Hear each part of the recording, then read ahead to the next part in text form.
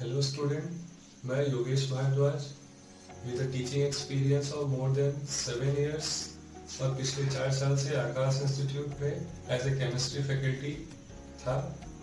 यहाँ video lecture के through chemistry के हर छोटे बड़े टॉपिक को यहाँ डिस्कस करूँगा जो आपको कोई भी कॉन्सेप्ट को क्लियर करने में हेल्प करेगा।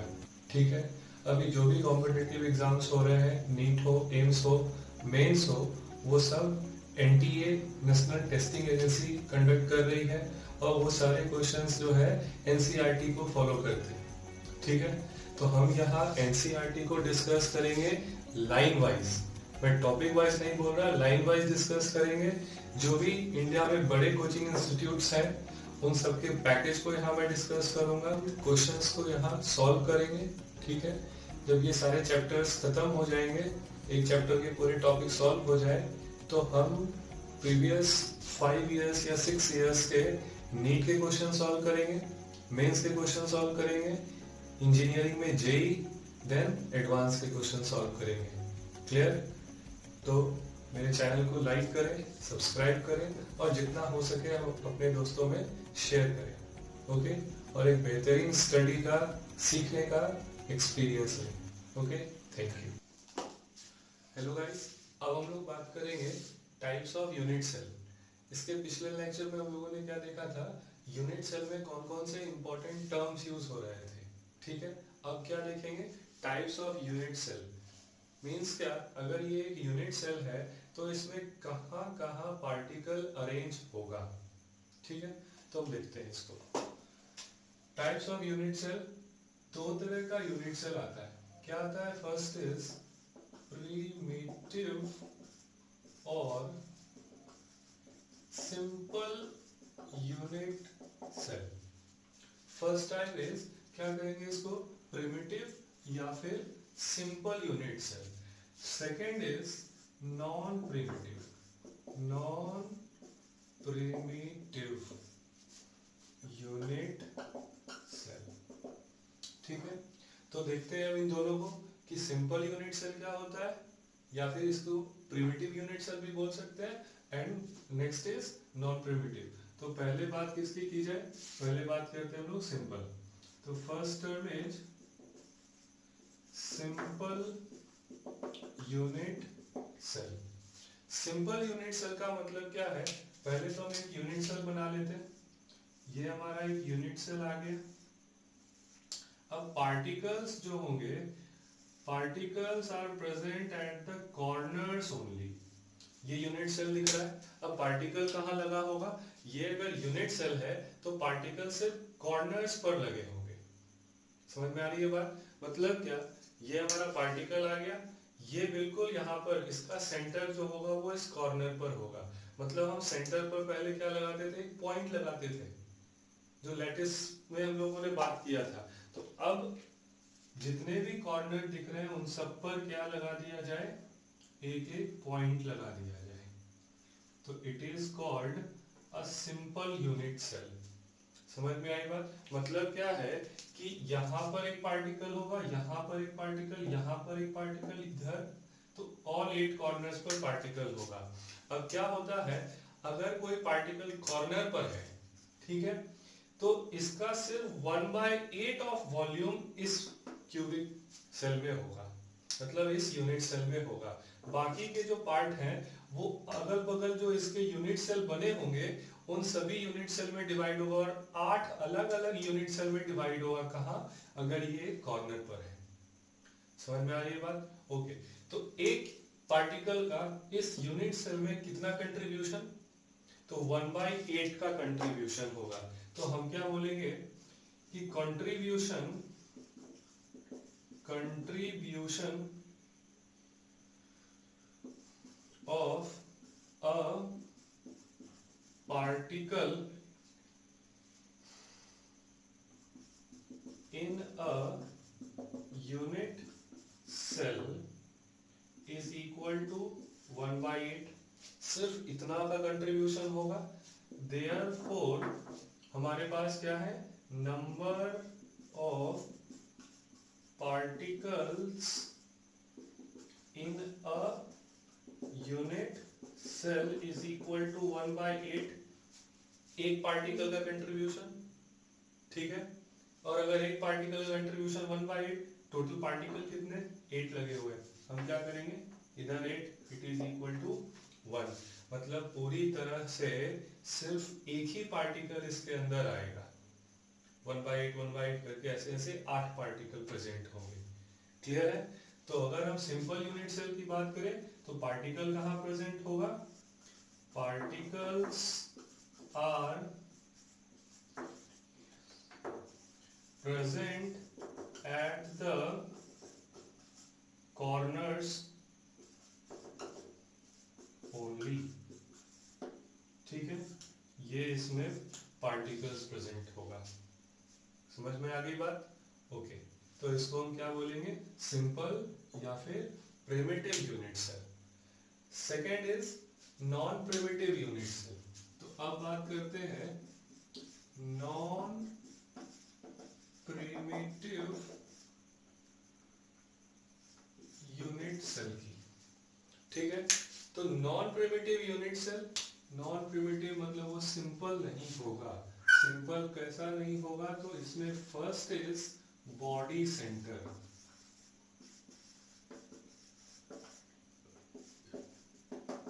Unit cell. तो पहला क्या लिखा गया, body centred unit cell. Body centre unit cell, फिर से हम इस तरह का एक क्यूब तैयार कर लेते हैं। तो ये हमारा क्या आ गया, एक यूनिट सेल आ गया। ये हमारे पास एक यूनिट सेल है, ठीक है।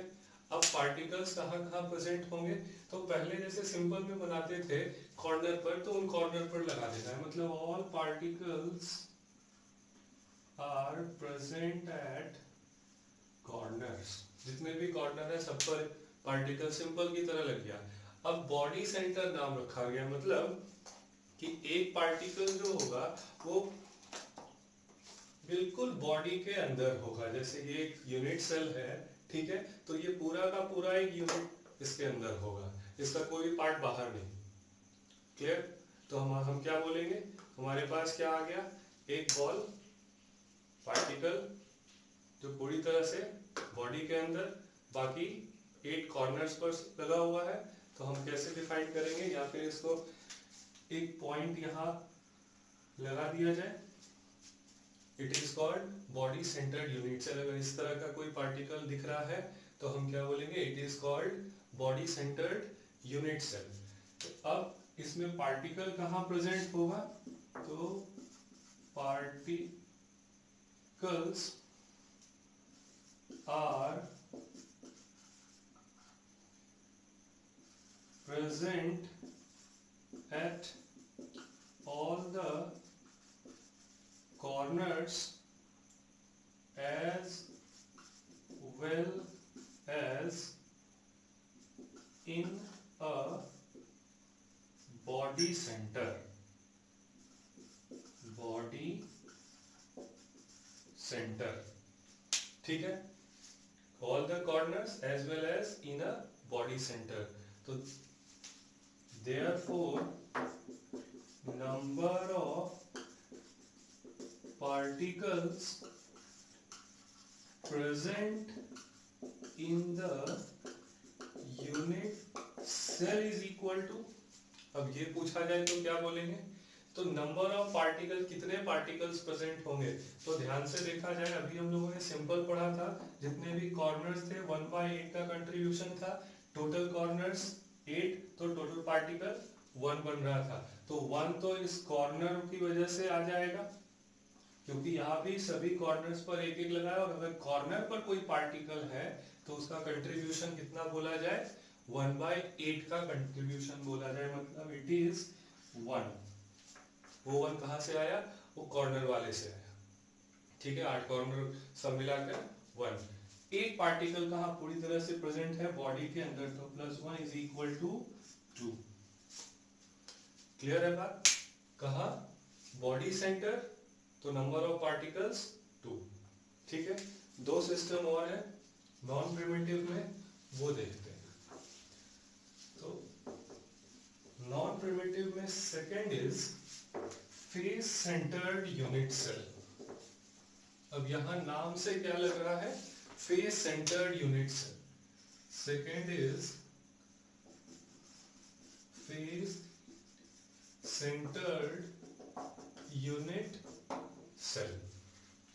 ठीक है, फेस सेंटर्ड यूनिट सेल में क्या होगा वो देखा जाए।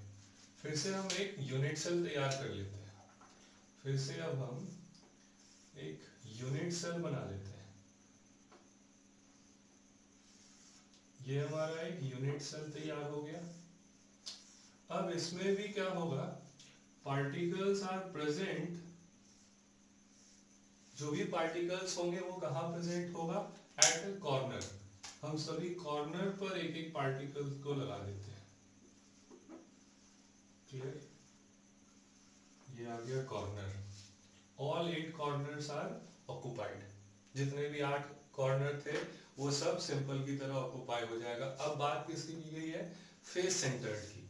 तो फेस सेंटर्ड में जो भी फेस दिख रहा होगा, ठीक है, उन सब पर पार्टिकल्स लगाएंगे। ये एक फेस दिख रहा है, क्लियर। अब यहां देखा जाए अगर यूनिट सेल में, तो हमारे पास कितने फेसेस आ रहे हैं, देयर आर 6 फेसेस। तो ये जो भी फेसेस दिख रहा होगा ना, इन सब पर फेस सेंटर करके इस तरह का पार्टिकल सेट होता है। हाफ इस पार्टिकल का कहाँ रहेगा, इस यूनिट सेल में, और हाफ इसके साइड वाले यूनिट सेल में। ठीक है, वैसे ही अगर हम क्या करें, ऊपर वाले फेस को लिया जाएगा। ठीक है, तो हाफ इसका कहाँ रहेगा, इस यूनिट सेल में, और हाफ इसके ऊपर वाले यूनिट सेल में। समझ में आ रही होगी बात। ये क्या, ये हमारा एक पार्टिकल, ये यूनिट सेल, फेस सेंटर हम बोल रहे हैं, फेस सेंटर। तो फेस सेंटर का मतलब ये जो है वो फेस के सेंटर में होगा और हाफ पोर्शन इसमें आएगा। मतलब वन पार्टिकल का कंट्रीब्यूशन, कहाँ कंट्रीब्यूशन, जब वो फेस सेंटर पे हो तो सिर्फ हाफ रहेगा। किसमें रहेगा, एक यूनिट सेल में, और हाफ इसका दूसरे यूनिट सेल में।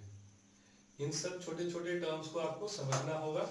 ठीक है, तो हम क्या बोलेंगे, टोटल 6 फेसेस हैं। तो जितने भी फेसेस दिख रहे हैं इन सब पर हम इस तरह से पार्टिकल को लगा देंगे। ये रहा, क्लियर। टोटल 6 फेसेस, 6 पार्टिकल आ गया, क्लियर। अब बात करते हैं कंट्रीब्यूशन। अगर देखा जाए contribution of particle at face centered is equal to half। मतलब अगर फेस सेंटर पर है तो उसका कंट्रीब्यूशन कितना, सिर्फ हाफ का होगा। ठीक है, तो therefore number of particles in a unit cell. तो अब एक यूनिट सेल में कितने नंबर होंगे पार्टिकल के, तो ध्यान से देखना। अब ये कॉर्नर पर लगा हुआ है, ऑल 8 कॉर्नर, तो कितना हो जाएगा 1। कैसे, 1/8 इंटू 8, तो it is equal to 1 plus कितने हाफ हो गए, 6 फेसेस, तो 6 हाफ, मतलब प्लस हाफ इंटू 6। तो ये सॉल्व किया जाए, 3 + 1 is equal to 4। It is called face-centered unit cell or number of particle. Okay. Next is third, इसमें आता है नॉन प्रिमिटिव में end centre. End centred unit cell. ये बहुत ज्यादा आपको मिलेगा नहीं देखने को, है ना, एक दो ही कुछ आगे एग्जांपल्स में ये आता है। इंड सेंटर होता क्या है वो देखा जाए। तो इंड सेंटर में क्या करते हैं, फिर से हम इस तरह से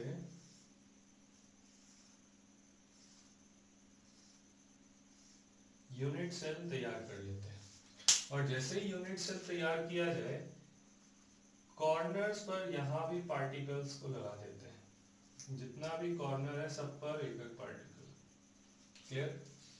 अब इंड सेंटर है, मतलब ऑपोजिट फेस पर 2 पार्टिकल लगे होंगे। मतलब ये ऑपोजिट फेस, ये हो गया। अगर इस फेस की बात की जाए तो इसका ऑपोजिट कौन सा, ये। क्लियर। तो एक यहाँ फेस सेंटर में होगा, एक इधर फेस सेंटर में होगा, बस। मतलब एक इधर और एक इधर, और कहीं भी नहीं। मतलब ऑपोजिट सरफेस या ऑपोजिट फेसेस पर इस तरह से पार्टिकल प्रेजेंट होगा। और ये कौन सा फेस सेंटर दिख रहा है। तो जैसे ही फेस सेंटर दिखे तो क्या बोला जाएगा, it is what, it is half contribution, half contribution. और इसको हम बोलेंगे इंड सेंटर।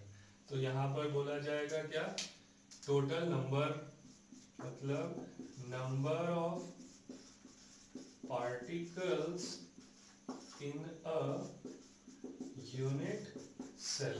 तो it is equal to, corner वाले को काउंट करना होगा। तो कॉर्नर पर हो गया 1/8 into 1, sorry 1/8 into 8 plus half, कितना, जो हाफ फेस सेंटर पर है वो दोनों हाफ, मीन्स हाफ इंटू 2। ठीक है। तो ये 1/8 1/1, half half, it is equal to 2 particles. End centre हो तो 2 पार्टिकल, फेस सेंटर हो तो 4 पार्टिकल, बॉडी सेंटर हो तो फिर 2 पार्टिकल। ठीक है। और इसी में सिंपल अगर हो तो सिर्फ 1 पार्टिकल। तो समझ में आ गया बात कि हमारे पास क्या क्या है, क्या क्या है, 4 टाइप हो गए अगर इन जनरल लिया जाए पूरी तरह से तो। ठीक है। कौन कौन सा 4 type, simple, body centre, face centre और इंड सेंटर। अब इस पर एक क्वेश्चन बनाया जाए। अगर हम बोले इसमें क्वेश्चन के लिए, बहुत सिंपल सा क्वेश्चन है। क्या सिंपल क्वेश्चन है कि कैलकुलेट, देखते हैं, एक क्वेश्चन है, calculate number of particles in a unit cell where particles are present at all the corners as well as true at each body diagonal। ठीक है। अब यहां पर क्या दिख रहा है हमारे पास, calculate number of particles in a unit cell, मतलब एक यूनिट सेल में पूरी तरह कितने पार्टिकल होंगे, कब, जब particles are present at all the corners, सभी कॉर्नर पर, एज वेल एज कहा, two at each body diagonal. ये दोनों देखने वाली बात है। ठीक है। तो बॉडी डायगोनल, अब हम क्या करते हैं, फिर से एक छोटा सा यूनिट सेल तैयार किया जाए। क्लियर। ये हमारा आ गया क्या, एक यूनिट सेल आ गया। इसको सॉल्व करते हैं। तो पार्टिकल क्या बोला जा रहा है, कहां कहां मिलने वाला है, पार्टिकल मिलने वाला है ऑल द कॉर्नर्स। तो जैसे ही कॉर्नर की बात होगी तो contribution 1/8 all the corner into 8 एक पार्टिकल। लेकिन यहाँ एक और चीज जोड़ा गया, 2 एट ईच बॉडी डायगोनल। जितने भी बॉडी डायगोनल होंगे सब पर 2-2 पार्टिकल, मतलब एक बॉडी डायगोनल हम ड्रॉ करते हैं। ठीक है। तो यहां से कहा कि एक बॉडी डायगोनल ड्रॉ हो गया। समझ में आ गई बात। ये सामने का सरफेस का है, ऊपर का कॉर्नर, ये पीछे सरफेस का नीचे का कॉर्नर, और एक यहां से हमने क्या कर दिया, ड्रॉ कर दिया बॉडी डायगोनल, बॉडी से होता हुआ गुजरेगा। पिछले लेक्चर में हमने इसका बात किया था कि क्या क्या पार्ट, कौन कौन से टर्म्स यूज होते हैं। तो ये बॉडी डायगोनल, और कितने बॉडी डायगोनल होते हैं, 4 बॉडी डायगोनल होता है। एक इधर से, एक ये मूव करेगा, एक ये इधर मूव करेगा, और एक ये इधर मूव करेगा। 4 बॉडी डायगोनल। जितने भी बॉडी डायगोनल है, 2 एट ईच बॉडी डायगोनल बोला जा रहा है। मतलब एक बॉडी डायगोनल में एक यहां पर होगा, एक यहां पर होगा। Therefore, number of particles is equal to कितना इक्वल टू 1/8 इंटू 8 प्लस, वो ये कहां से आया पता चल गया, कॉर्नर वालों का है, प्लस कितना बॉडी डायगोनल, 4 बॉडी डायगोनल है into 2 is equal to 4 body diagonal, सब पर 2 2, 2 एट ईच, तो it is equal to 8 plus 1 9। Okay, तो इस क्वेश्चन में बॉडी डायगोनल पर कॉर्नर पर था पार्टिकल सॉल्व करके ये है। ठीक है, समझ में आ गया ये? ओके, अगर इस चीज को समझ गए तो जो भी क्वेश्चंस होगा कि यहाँ पर पार्टिकल है वहां पर पार्टिकल है, ये फाइंड करना है या नंबर ऑफ पार्टिकल्स निकालिए, तो हम क्या करेंगे, तुरंत दिमाग में कैलकुलेट होगा, अच्छा कि ये यहाँ है तो ऐसा। तो इस पर हम लोग और आगे बात करेंगे, कुछ क्वेश्चन भी सॉल्व होगा। ठीक है, थैंक यू।